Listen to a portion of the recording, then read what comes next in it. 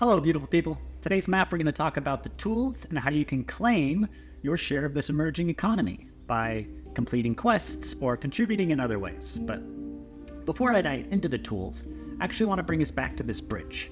And if you haven't seen this bridge, I talk about it oftentimes in the longer form videos. But this is really the purpose of what we're trying to do here. And I wanted to put the tools and technology in their place. Because just like this bridge, its role and function is to help us get from one side to the other, right? The purpose isn't the bridge. So I'm not going to touch on all of these things that I believe each side is about, but if you're really into all this stuff and the deep philosophy, again, feel free to check out one of those longer videos. But the real point here that we were trying to solve was changing paradigms is incredibly risky, and you have to be really privileged in order to change paradigms. And this understanding is what led us to building all these tools to build the bridge.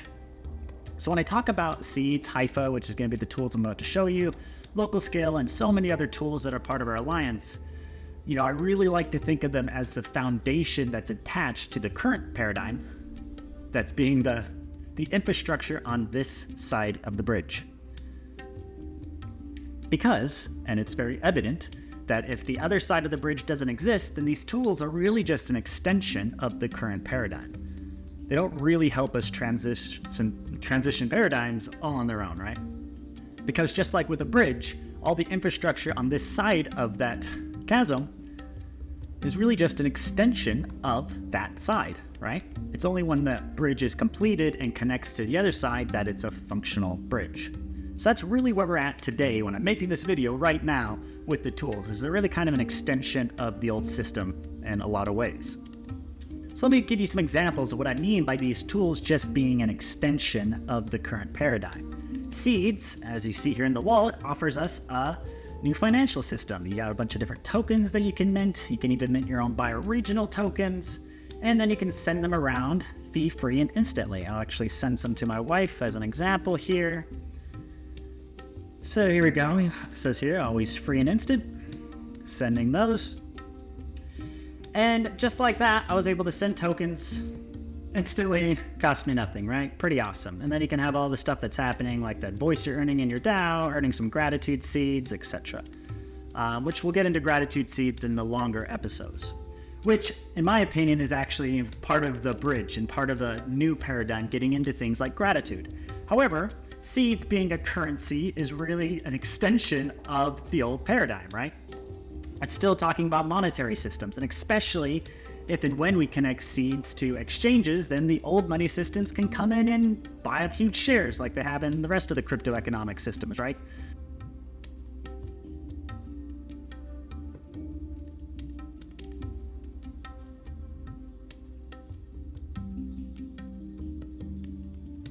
So on their own, seeds is really just an extension of the old paradigm, right? Yes, it's creating currencies that are governed by us and better, faster, and cheaper, especially when central banks are coming out with the central bank digital currencies and trying to push that on the people, right? I think it'll be really important to have these transitionary systems, right? Same thing with HYPHA. HYPHA, awesome tool, but it's still rooted in this idea of voting and governance and doing governance on digital tools.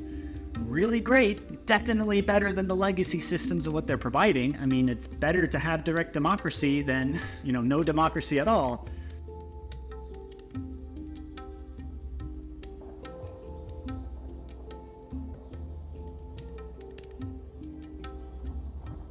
But I believe there are way better forms of governance that are deeply rooted in place and, community and sitting around a fire, etc., which I don't think can really take place without, crossing that bridge.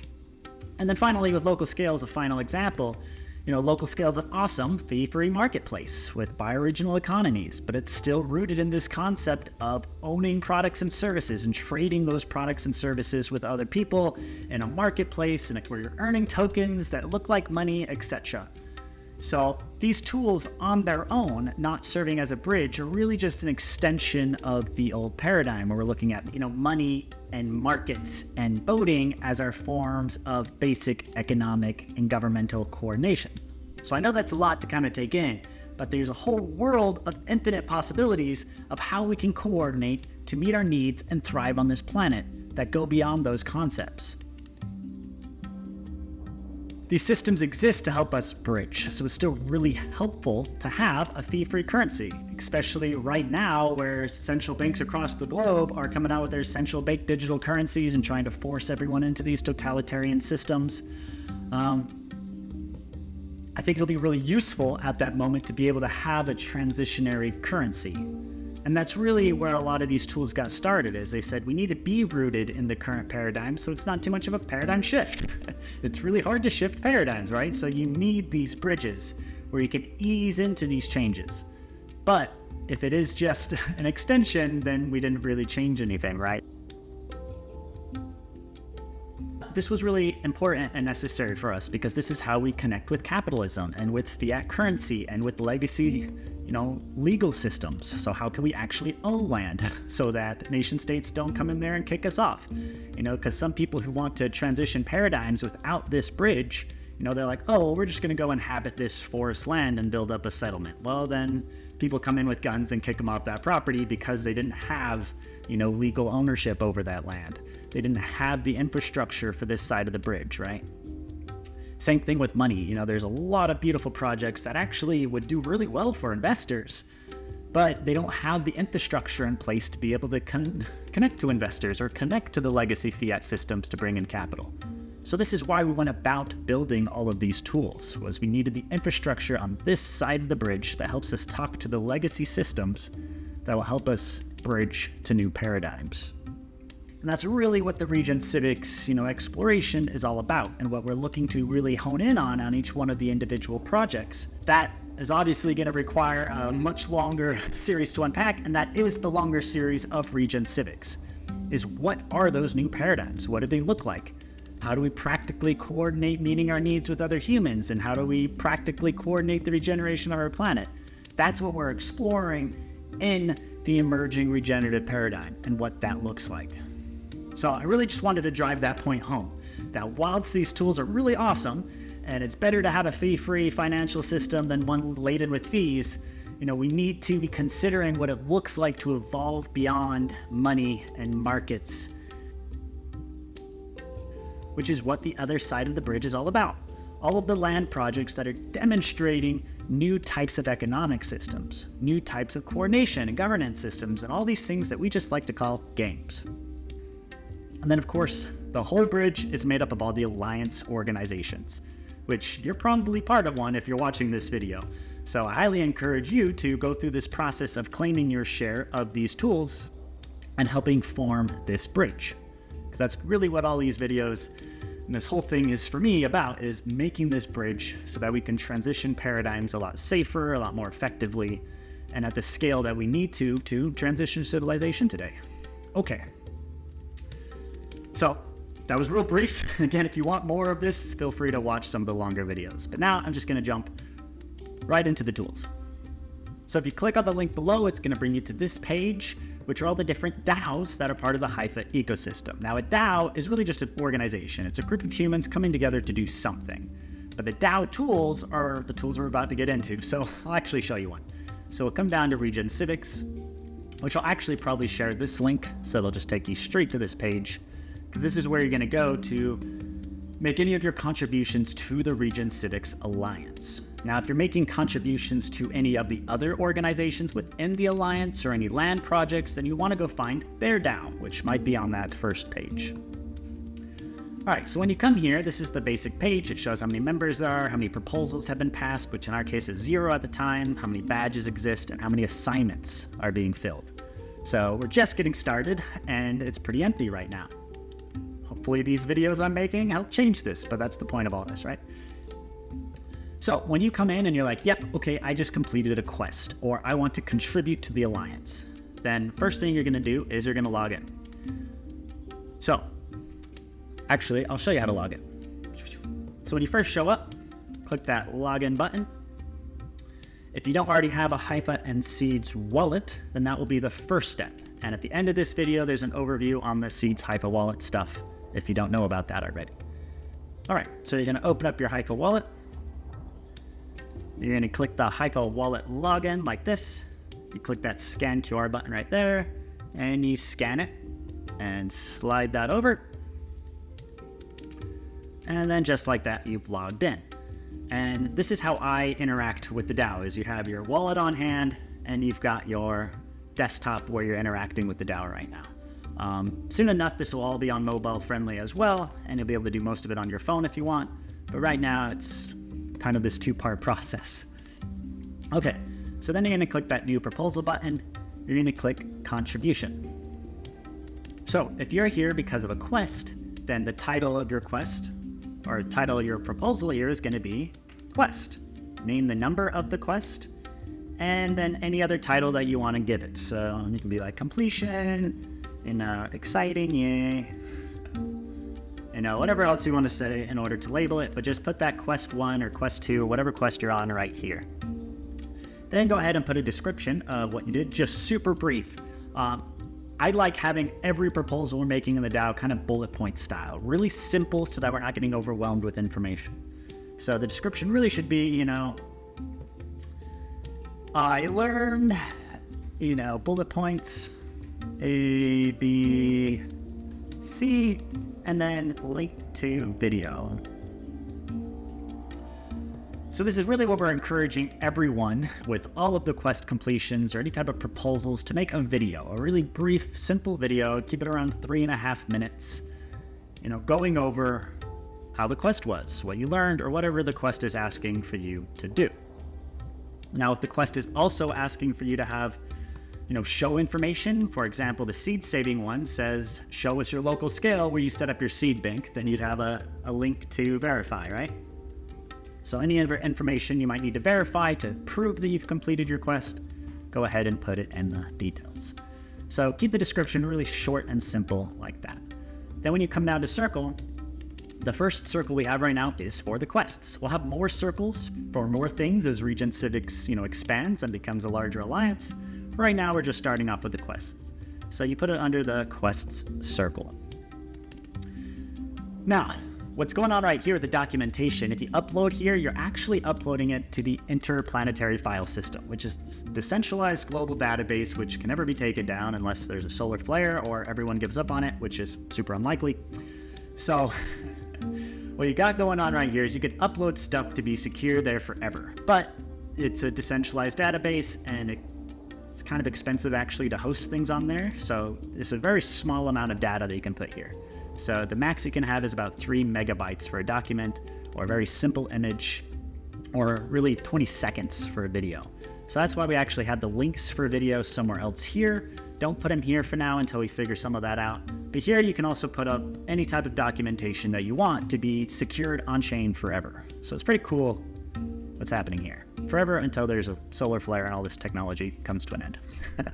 Which, circling back, was why the technology isn't the point, just like the bridge isn't the point. People generally don't build a bridge because they care so much about the bridge. Generally, they're trying to get from one piece of land to another and they need the bridge. So that's really, for me at least, what this technology is all about, is it's here to help us transition. It's not about the technology. All right. So then you come through the quest, then you're going to put in the US dollar equivalent for your quest. Now every quest is going to tell you what to apply for here, and in this particular quest, quest 1 was 111 tokens.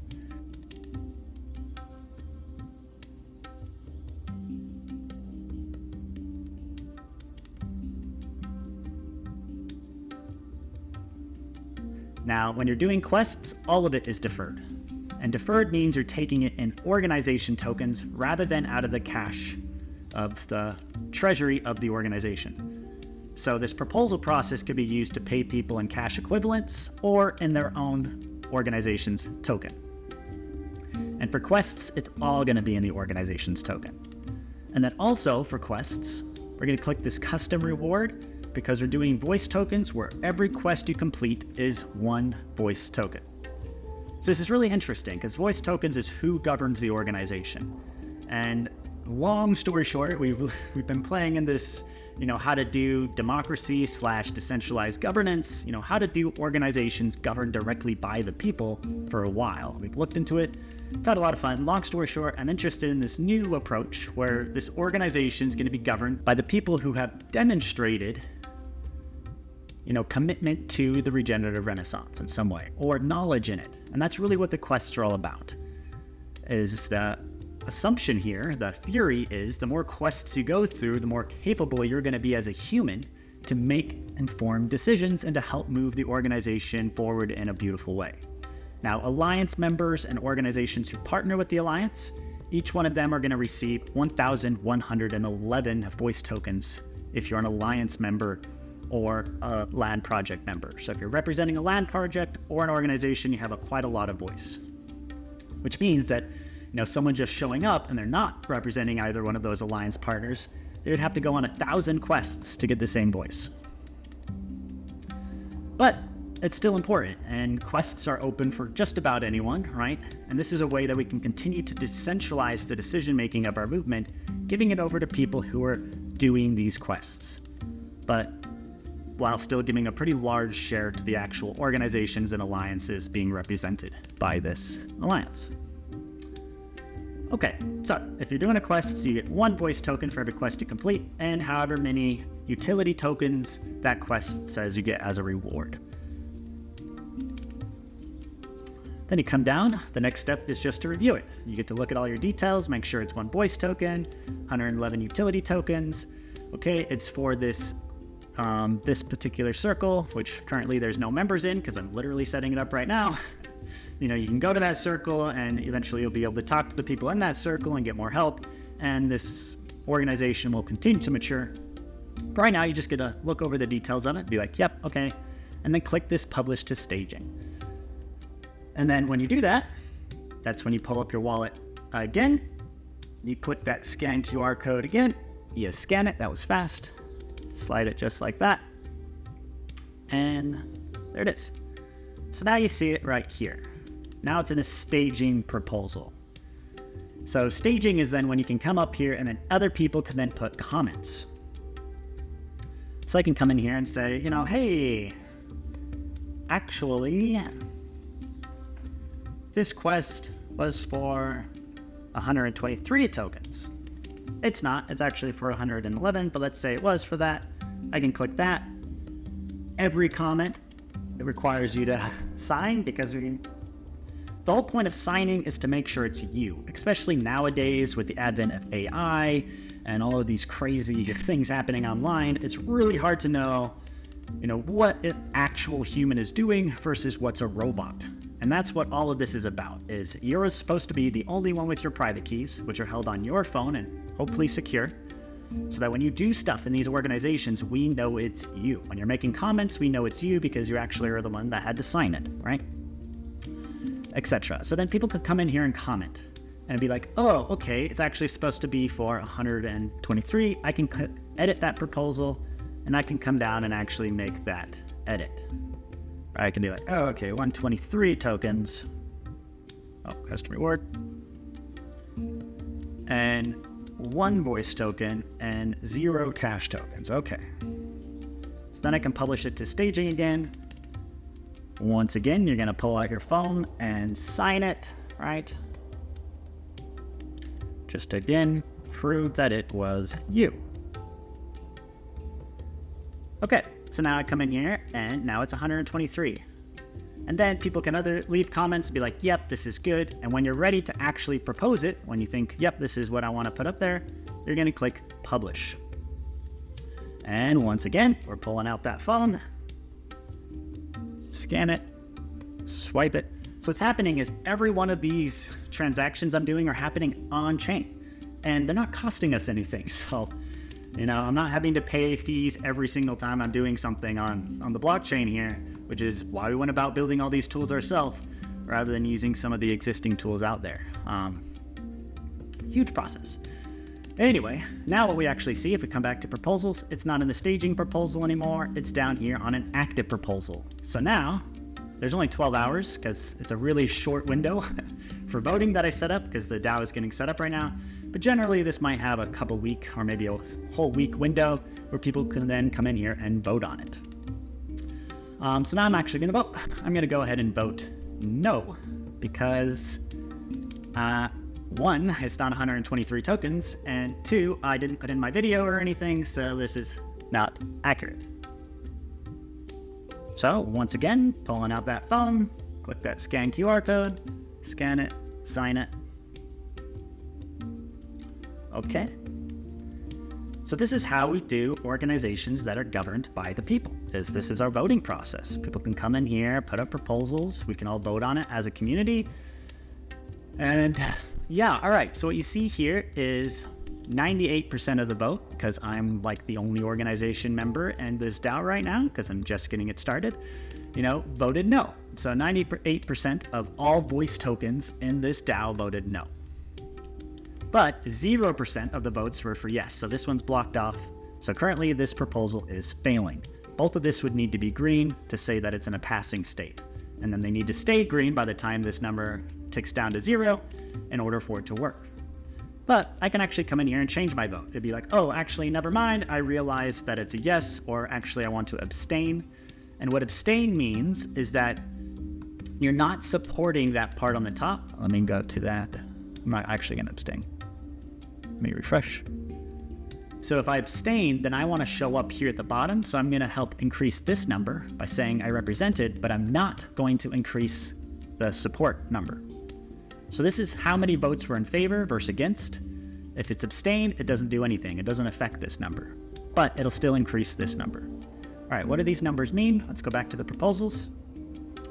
Right now, that first number is what we're calling unity, and that second number is quorum. So right now you need a 1% minimum quorum, which is like you need at least one person in the DAO really to show up and vote on it.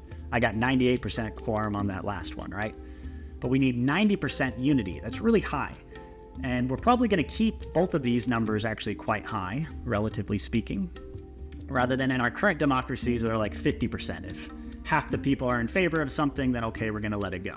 Which is kind of assuming that at any given time, half of the people of a community could be at odds with each other, and we're saying that's okay.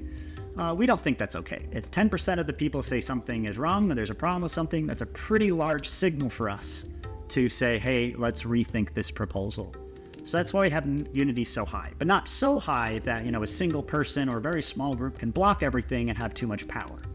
So that's, it's a fine tuning here where you can constantly adjust this. Every organization's going to be able to play with this and decide what makes the most sense for them.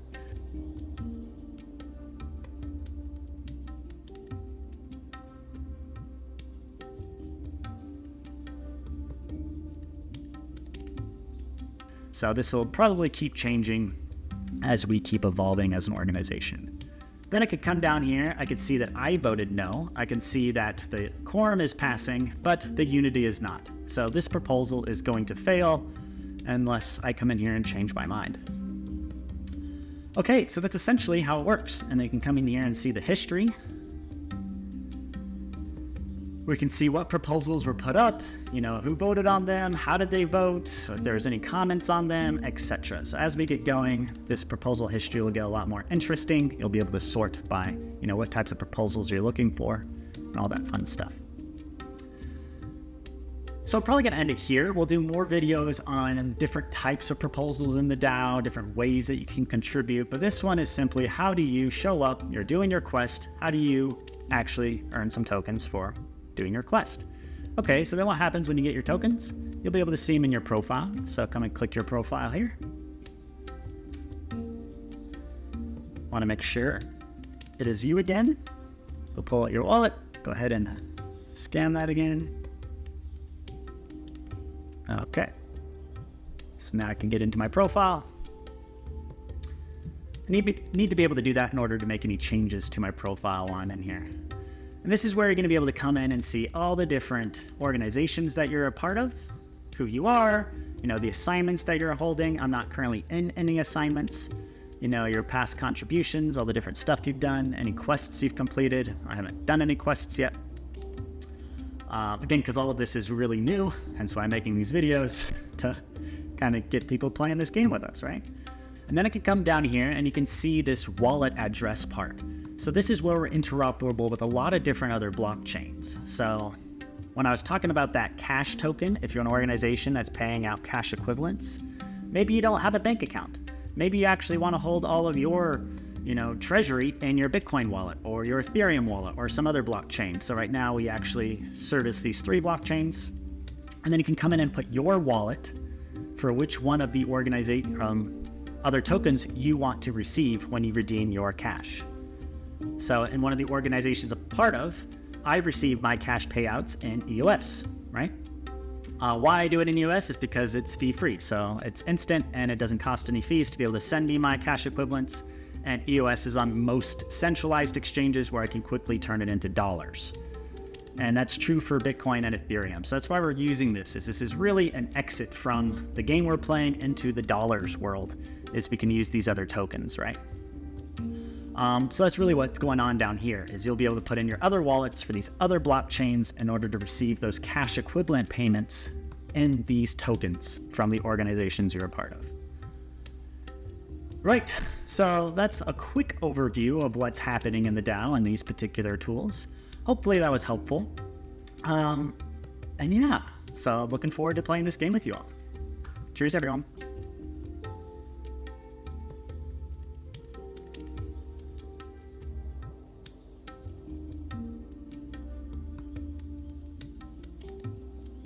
So what I've done is I've kind of reset everything. So when you come to the DAO for the first time, this is what it looks like. You're a guest. Then you have this login option. So I'm going to show you how to log in using your Seeds account. So if you haven't got a Seeds account yet, I highly recommend getting one. So go to any of the Seeds community chats and ask for an invite, or connect with whoever told you about Seeds in the movement and get an invite from them. And then when you do, you're going to be able to have a Seed wallet that looks like this. So you come here, you have your Seeds, how many you've got, you can send and receive, etc. So come down to your profile, come to security, and right here where it says export private key, that's where you're going to be able to get your key that you can use to access the other applications in the ecosystem. But first, before you do that, I highly, highly, highly recommend setting up your key guardians. So that's 3 to 5 friends that you get to choose to be able to recover your keys should you lose them. So this gets rid of the horror stories where people are like, oh no, I've lost my keys, I've lost all my tokens. This way, if you lose your phone, you lose access to your account for some reason, then your friends and family can recover your key for you. So if you don't have 3 to 5 friends in the community yet, definitely go and make some, invite some of your friends and family in, whatever you got to do to make sure that you can recover your key. So it's really important. So, okay, so now you've clicked export private key and you've had it. So when you get the HYPHA wallet, and you can go to any of the app stores and get this wallet, no problem. You're going to click on the import account, click on that private key option, and then paste your private key into this. And then when you do that, you're going to be able to see your account here. Here's mine. I have a bunch of other accounts associated with this, but you probably won't. You click that.